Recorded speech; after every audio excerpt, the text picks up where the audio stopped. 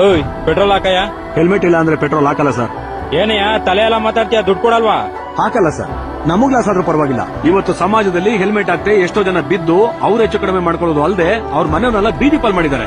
Helmet ಹಾಕೊಳ್ಳದೆ ಇದ್ರೆ ಯಾವುದೇ ಕಾರಣಕ್ಕೂ ಪೆಟ್ರೋಲ್ ಹಾಕಲ್ಲ ಸರ್. ಈ ಆಂದೋಲನ ಇಲ್ಲಿಂದನೇ ಶುರುವಾಗ್ಲಿ.